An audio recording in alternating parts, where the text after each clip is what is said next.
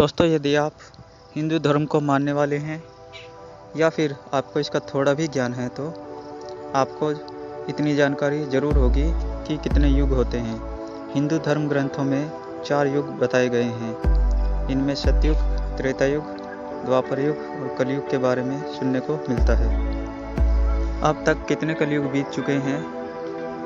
हर एक युग के बाद दूसरा युग आता है, ऐसे ही कलयुग भी आता है।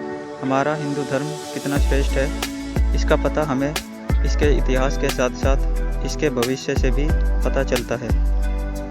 आज भी हमारे धर्म ग्रंथों में लाखों करोड़ों साल पुराना ज्ञान मिल जाएगा।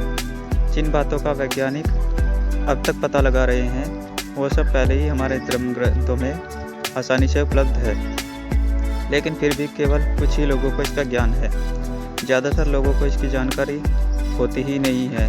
हम सब यह जानते हैं कि हम जिस युग में जी रहे हैं वो कलयुग है, लेकिन क्या आपने सोचा है कि ये कौन सा कलयुग है या फिर इससे पहले कितने कलयुग बीत चुके हैं। समय का पहिया घूमता रहता है और हमारे युग बदलते रहते हैं।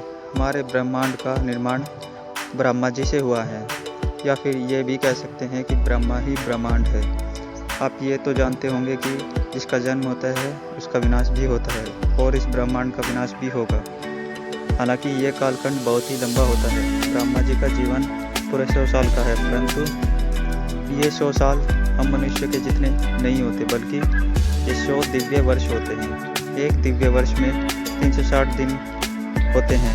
इनमें एक दिन को 2 भागों में बांटा जाता है, जिसमें एक भाग में दिन और दूसरे में रात होती है। इस एक भाग को कल्प कहा जाता है और हर एक कल्प में 14 मनवंतर होते हैं। एक मनवंतर में 71 महायुग होते हैं और एक महायुग में 4 युग होते हैं, सतयुग, त्रेता युग, द्वापर युग और कलयुग। हम अभी कलयुग में जी रहे हैं, जिसका कालखंड 4,32,000 वर्षों के बराबर है। और अगर हम अपने समय की गणना ब्रह्मा जी के समय से करें तो ब्रह्मा जी का एक दिन हमारे 4 अरब 32 करोड़ साल का बनता है। इससे आप समझ गए होंगे कि ब्रह्मा का जीवन कितना ज़्यादा लंबा है। इस हिसाब से हम ब्रह्मा जी के 51वें साल के पहले दिन में जी रहे हैं। इससे पहले कल्प के 7वें मनवंतर का समय चल रहा है और 28वां महायुग चल रहा है। अगर आप गिनती करेंगे तो 2,52,447 कलयुग बीत चुके हैं और हम 2,52,448वें कलयुग में जी रहे हैं। दोस्तों, उम्मीद करते हैं कि आप समझ गए होंगे कि अब तक कुल कितने कलयुग बीत चुके हैं। अगर आपको ये वीडियो पसंद आई हो तो इसे लाइक करना और चैनल को सब्सक्राइब करना ना भूलें।